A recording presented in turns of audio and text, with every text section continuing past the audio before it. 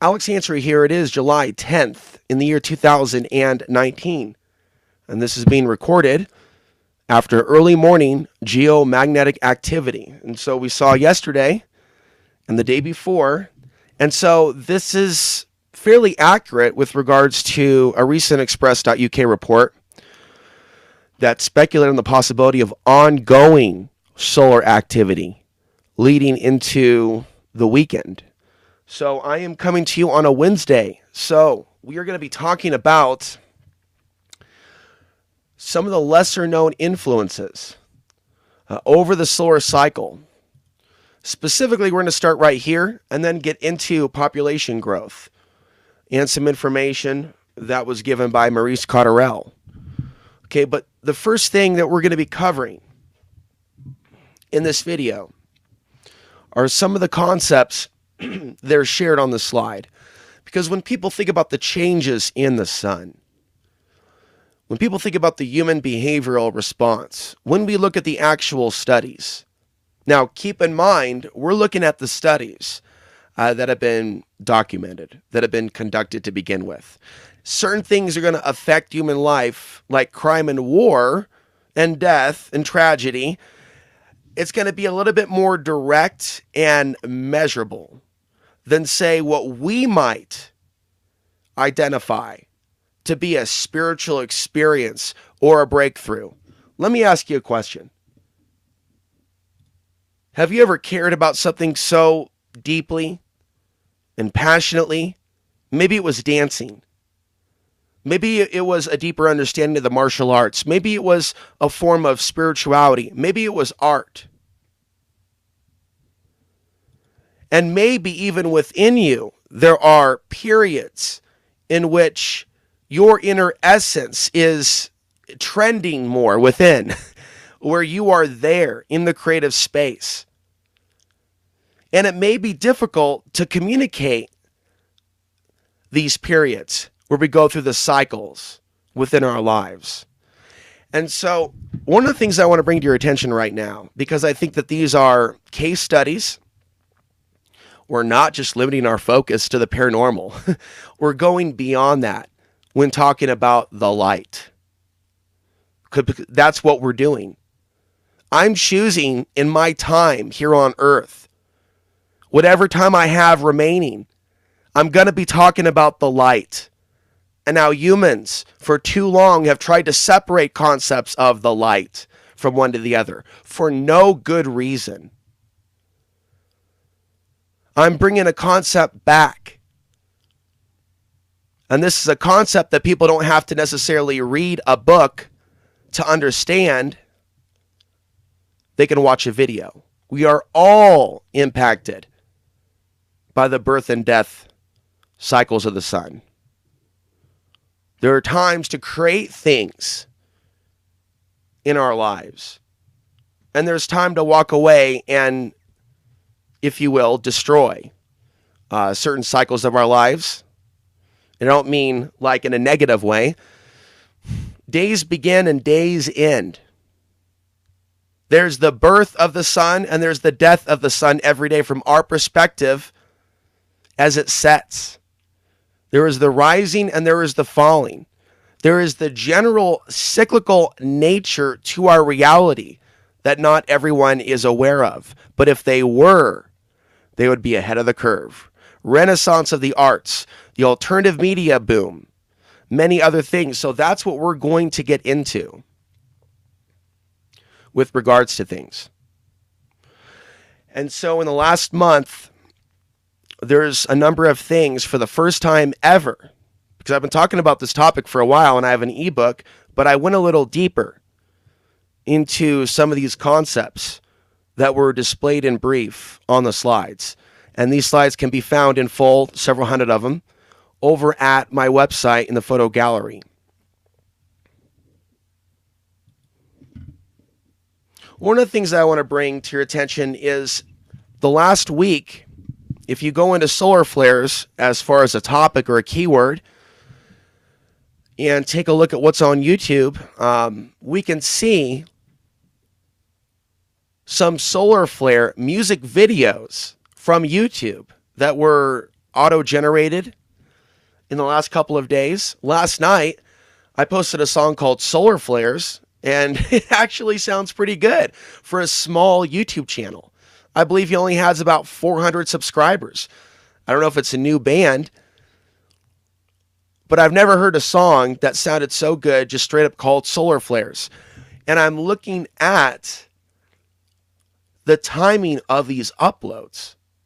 Not only my own renewed interest in this, but also signs from the universe that it's time to focus on this even more. I'm going to lose people and support as I do this. I have witnessed this. I am witnessing this. But I'm also doing this in faith that I am doing the right thing, even if there's not a lot of support for this new direction that Alex is going in. It feels spiritually like the right thing to do, even if I lose human support. I'm doing this for a greater good, that I don't believe that all people share the same view, and that's okay, because we're on a planet where we have the freedom, at least in theory, to believe differently, but it's also a planet to where there are complications, interference, and other challenges that occasionally come to people that step outside the box. Well, the name of this platform was Outside the Box in the beginning. Okay, we started with this as OTB TV. And it was never meant to go, okay, now we're just going to talk about the archons. There is a level of importance regarding other topics beyond them. Not everyone will agree. They don't have to. But does the information need to continue, especially when some of us that are sensitive to the changes in the sun, when we feel that, when we toss and turn all night long, like I did last night, because of the increased geomagnetism, whether we like it or not, we're connected with these changes in the sun. And I can see periods in my life where there was more physical strength, where there was more of a spiritual interest. When I was involved in small level protests, not like anything today, but where I felt the passion to say, this is what's on my mind. Can you hear me now? And so I can see how this is a magnifier of energy. And so when people ask the question, are there any positive sides of the solar cycle? By looking in the right direction, they should be able to identify the positive elements that the solar cycle may have brought to them in their own life by identifying where they were in life at key parts of the cycle. Solar flares can also trigger an explosion of creativity or spiritual insight, leading to breakthroughs in projects, ideas, consciousness. A desire to create something new somewhere new can also be linked to mass migration patterns during solar maximum. Now think about the magnetite in the human brain and do a search for scientific studies, and you will find that in recent years, like especially the last couple of years, there's a whole plethora of new reports on magnetite that I need to cover. It's through the magnetite that we have this human behavioral, human perceptionary change when the field is undergoing increased activity and other things impact the field. There's also speculation about the Schumann resonance, and what I'm looking for is accurate ways in which it is believed to be measured. Okay, before I go deep into discussing that and theories around the changes in the hertz, I'm looking for the most accurate information. I will come back to that. But the changes that we're seeing in the field are directly related to the changes, the geomagnetic changes that we are seeing. So I will take some time and go through these essays one by one, which is what I've been doing the last week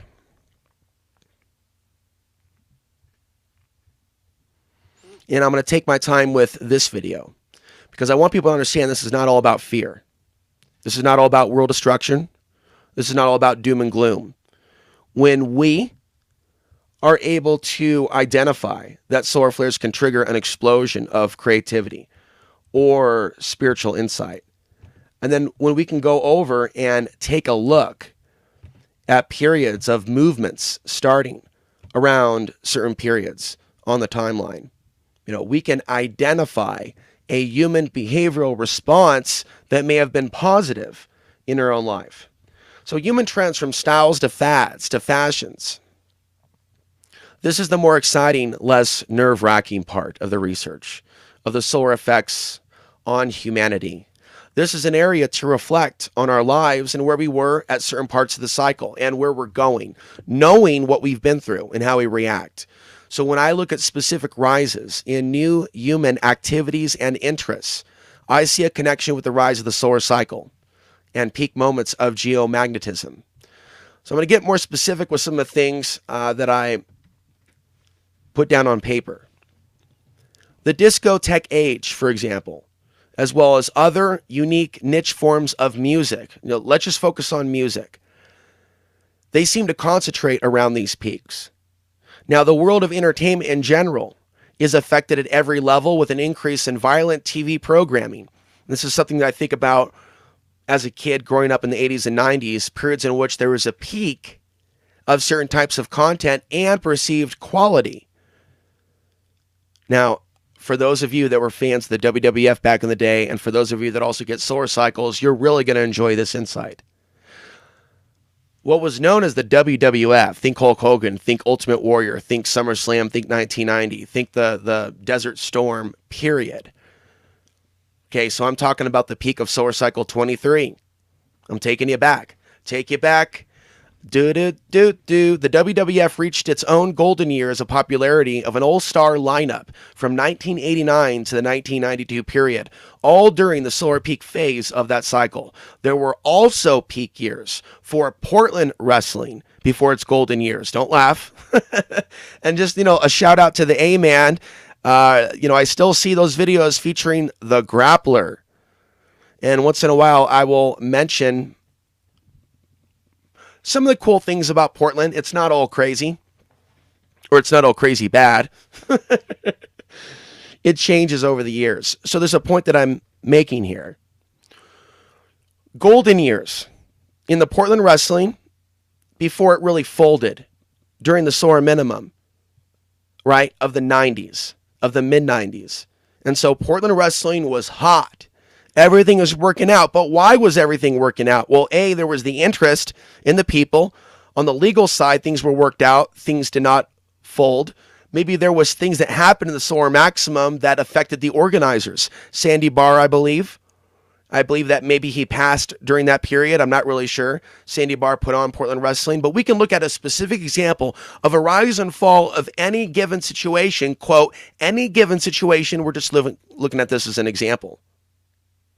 How both Portland wrestling and what's known as the WE were both really big during the same years because the interest and probably the enhanced physical fitness, despite the drugs, despite the parties, but the enhanced physical fitness of the athletes, of the wrestlers that have the extra energy in them to be thrown to the mat over and over and over and over again and to keep showing up. And so I will think tank the human behavioral response with regards to athletic physical performance and then seeing a connection with the world of sports entertainment.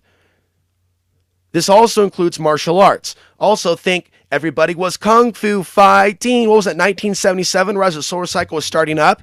So you think about everybody was kung fu fighting. Think about just a lot of activity around the kung fu craze before it kind of morphed into karate, ninjutsu, and the movies, of course, and the nunchucks that everybody seemed to have in the early 80s. The interest in the combat arts, as well as the entertainment that went with it. Enter the Ninja, Part 77. All of that was riding on the solar cycle. And I would say those periods in which things began to flop and quote unquote suck, right, would probably be periods in which the energy was taking a downturn.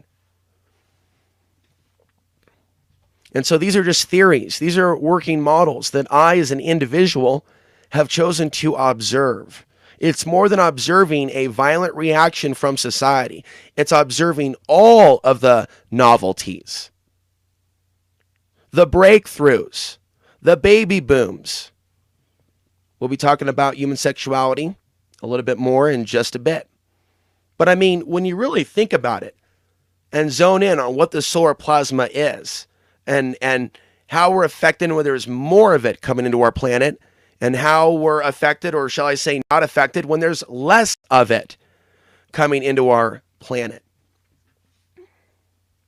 So you can see that I noted gangster rap, and the gangster rap period of the late 80s into the early 90s matched also an increase in actual gang activity. Was this by design? There are books and there are bits of information that do allege that certain elements of pop culture was by design. But what if there was a formula that they were using? Even if the people that own some of the record labels don't even know that they're pawns, could there be other money changers, people with the cash, that are aware of what they're doing? Okay, so we're going to discuss things from a slightly different perspective as well when we talk about the sun and its impact over population. We will be talking about Maurice Cotterell also. So human sexuality and baby booms, or cycles of births around certain times, I believe are totally aligned with the sun. I was born in 1980, right after a period of strong increased solar activity. Some people say it was after that period in which we started to see less solar activity. Some people cite the late 90s or 1998 as the last great solar cycle. So we could see that's generally in this period of our lives, specifically my birth to where we are now, that we're seeing a period of heightened solar activity, and what people are saying is a general decline since that period in each, on average, 11-year solar cycle. Solar minimums are associated with less fertility in society, as the cosmic rays trigger an increase in miscarriages. Okay, here's a simple, clean way to think about how the solar sexuality connection may work. Increased energy in the body may lead to an increased libido, as desire, just as solar activity, can magnify negative and positive emotional states. Divorce rates may be higher during solar maximum, as the body's new energy fields may become increased in connecting with new bodies or energy fields. Solar minimums may be a time where deeper, stable, or new relationships come into fruition, such as marriage. The waning and waxing of the solar cycle in many cases can be compared to the beginning or ending of relationships or friendships between humans, combined with planetary alignments either in a retrograde or aligned attracted phase. The other example could be nations, rise and fall of nations. Looking at larger solar cycles, but also at the shorter 11 count as well. We could see major changes that can occur really, really quickly. So according to Maurice Cotterell, genetic mutations are caused through the actions of ionizing radiations. He's found that X-rays and gamma rays from the sun are the factor in genetic leaps of the species. The DNA is spliced, which causes the genetic mutations.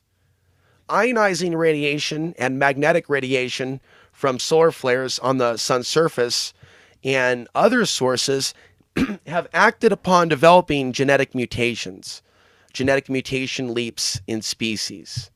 He discovered that these periods of radiation cause people to become more intelligent and make greater advances in society. Now, as you saw earlier, we're going to go over some of the common symptoms or reactions to increased geomagnetic activity. emotional outbursts, anxiety, worry, irritation, nightmares, short-term memory loss, nausea, grief, headaches, pressure, trouble with communication, ear ringing, thyroid issues, breathing issues. Bursts of energy are followed by drops of energy I've noticed in my own self and in the trends. Solar flares can trigger an explosion in creativity or spiritual insight, leading to breakthroughs in projects, ideas, in consciousness. A desire to create something new, somewhere new, can also be linked to mass migration patterns during solar maximum.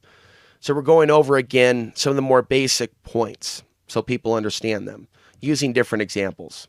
The consciousness of the individual, I found, determines whether the changes are positive or negative.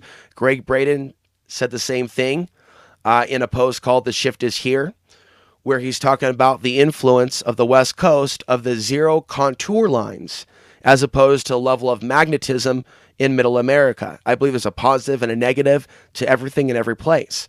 And it's best for us to look at things through that lens, the highs and the lows. Also, different solar flares or storms can bring different levels of intensity. Some people might be having a party or a get-together and moving something forward. Other people might be having internal unrest or a civil war. That's the reality of it. And so the sun is magnifying what's already there. You know, the pupils in the eye also respond to different shades of light. And so we're behaving and acting to various frequencies of light. Knowledge of how the sun impacts us is a key in making the cycle work for us instead of against us. Back to that frequently asked question. A frequently asked question: are there any positive elements of the solar cycle? Anyone for themselves can literally create a timeline of their own life. And some people are going to be sensitive enough to notice. Some people are going to be able to connect the dots with the patterns within their own life. Not everyone responds the same way, right? It's important to understand the cycles and the changes that it brings to get out of the polarized worldview. It's not all about the world being destroyed or the world being saved.